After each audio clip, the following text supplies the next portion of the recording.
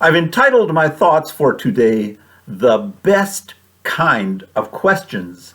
And we'll be looking at what for me is both a humorous and an interesting encounter Jesus had as recorded in Luke's Gospel, chapter 20. Curiosity and asking questions are a normal part of life. As a child, I learned that questions are the key to gaining knowledge. But as I got older, I quickly learned that not all questions are geared toward gaining knowledge. For instance, the police officer who asks where you are going in such a hurry isn't looking for information, but is asserting his authority. Then there are aggressive people who gain control over others by asking, "What's wrong with you?" type questions, which are designed to intimidate.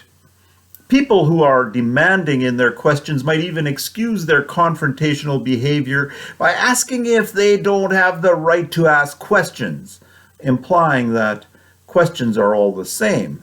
But of course, they're not. Not all questions are even valid, as we'll see in today's scripture. Luke chapter 20 records religious leaders asking Jesus a succession of 3 questions designed to trip Jesus up.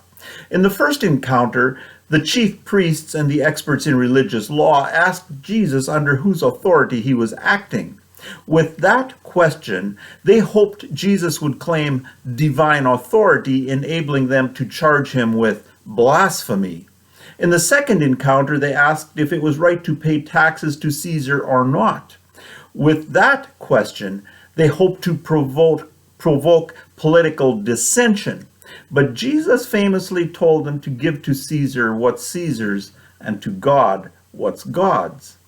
Even though they were looking to trip Jesus, those first 2 questions were relatively legitimate compared to the third challenge, where a group called the Sadducees posed a ridiculous religious conundrum intended to make Jesus look foolish. Here's what happened, according to Luke 20, verses 27 to 40. Some of the Sadducees, who say there is no resurrection, came to Jesus with a question. "Teacher," they said, "Moses wrote for us that if a man's brother dies and leaves a wife but no children, the man must marry that widow and raise up offspring for his brother. Now, there were 7 brothers. The first one married a woman and died childless. The second and then the third married her, and in the same way, the 7 died, leaving no children. Finally, the woman died too. Now then, at the resurrection, whose wife will she be, since the 7 were married to her?" Jesus replied, "The people of this age marry and are given in marriage, but those who are considered worthy of taking part in the age to come and in the resurrection from the dead will neither marry nor be given in marriage. And they can no longer die, for they are like angels. They are God's children, since they are children of the resurrection. But in the account of the burning bush, even Moses showed that the dead rise, for he calls the Lord the God of Abraham and the God of Isaac and the God of Jacob. He is not the God of the dead, but of the living, for to him all are alive." Some of the teachers of the law responded, "Well said, teacher," and no one dared to ask him any more questions. The Pharisees and the Sadducees were 2 distinct Jewish groups we encounter in the Gospels. Even though they are sometimes mentioned side by side because of their mutual dislike of Jesus, they held to very different beliefs. The Pharisees were much more conventional than the Sadducees. The Pharisees were connected to the common class of people, and their core beliefs weren't very different from Jesus. Their downfall was that legalistic adherence to their often self-imposed laws shaded their eyes from recognizing new truth. That, of course, is a common problem in religion. Accepted beliefs get in the way of fresh discovery. In contrast to the Pharisees, the Sadducees were unconventional in their religious beliefs. They only recognized the first 5 books of the Bible, Genesis, Exodus, Leviticus, Numbers, and Deuteronomy, which are known as the law or the Torah in Jewish circles. That means, for instance, that they didn't officially recognize the Psalms, the historic sections which detail the lives of King David, or the prophets like Isaiah and Jeremiah. Because they assumed that Genesis through Deuteronomy did not make any reference to a resurrection, they claimed there is no resurrection. Unlike the Pharisees' close connection to common people, the Sadducees belonged to the upper classes. Despite not being a large group, their wealth made them powerful. Because the seat of wealth and power was in Jerusalem, that's where the Sadducees lived, in contrast to the Pharisees who lived throughout Palestine among the common people. The chief priest, Caiaphas, was the most powerful Jewish man at the time, and he was a Sadducee. Not only was Caiaphas the highest authority in the Jewish court called the Sanhedrin, but he was also in charge of the temple in Jerusalem.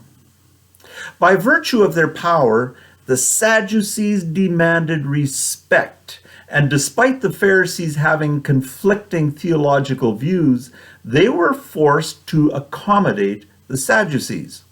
The Sadducees were naturally unhappy with anyone encroaching on their territory, which meant that as soon as Jesus entered Jerusalem, he was caught in their crosshairs.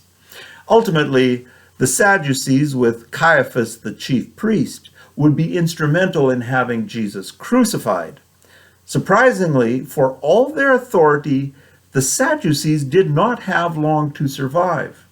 In less than 40 years, along with the destruction of the temple by the Romans, the Sadducees would disappear.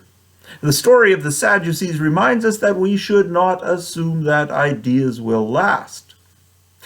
By posing the question they did, the Sadducees were probably trying to kill 2 birds with 1 stone by discrediting both Jesus and the Pharisees, who shared a common belief in the resurrection. The obscure law they described came from Deuteronomy 25, verses 5 to 10, and was designed to protect family lineage by encouraging a brother to marry his deceased brother's widow. There's no historical indication that this was widely practiced, and in the Bible, only the book of Ruth makes reference to it. Despite the law's rarity, the Sadducees saw their opportunity to concoct a bizarre scenario where 7 brothers would hypothetically all marry the same woman and all leave her a widow.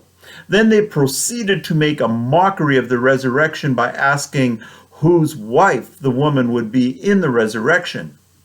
Undoubtedly, the Sadducees found great humor at the thought of 7 brothers fighting over 1 woman in a resurrection in which they didn't believe. Jesus simply responded that they didn't get it. People in the resurrection will be different, as will be those kinds of relationships. In addition, by using the episode of Moses and the burning bush from the Torah or the Pentateuch, Jesus demonstrated that their assumption about the Torah not supporting the resurrection was mistaken. By the time of Moses and the burning bush, Abraham, Isaac, and Jacob were long dead, and yet Moses called the Lord the God of Abraham, Isaac, and Jacob as if they were still alive. If there is no resurrection, dead people don't need God. So without a resurrection, Moses' declaration of the Lord being the God of Abraham, Isaac, and Jacob would be meaningless. After all, as Jesus pointed out, God is not the God of the dead, but of the living.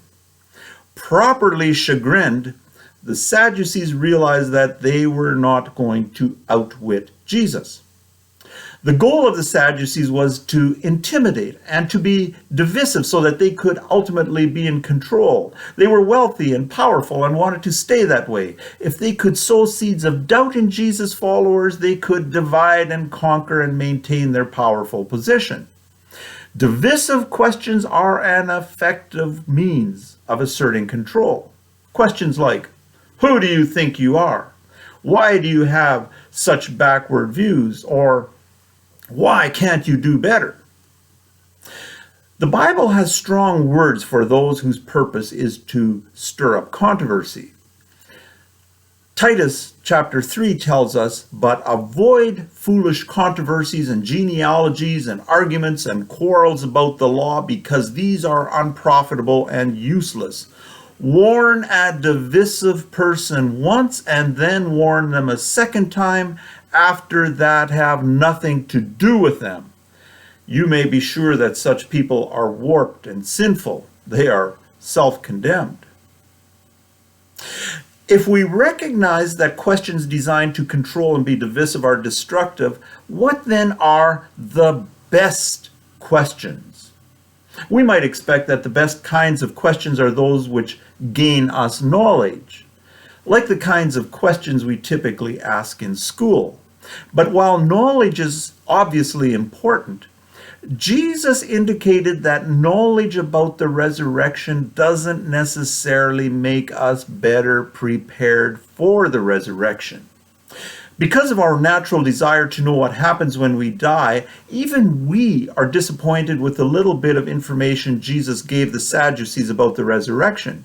For instance, if, as he said, that people in heaven are no longer married, will my wife Faith and I not continue to enjoy our relationship in the resurrection? While there are Christians who are bold in proclaiming what God plans to do in the future, Jesus was purposely vague in talking about the future. The reason, I think, is simple. The hidden danger in acquiring knowledge is that it can feed our superiority bias. Perhaps you've also run into people who use their knowledge of Bible prophecy to intimidate. Jesus' encounter with the Sadducees reminds us that there is more to asking the best questions than simply gaining knowledge. That's because knowledge alone doesn't necessarily change us. For knowledge to impact us, it has to be correctly applied.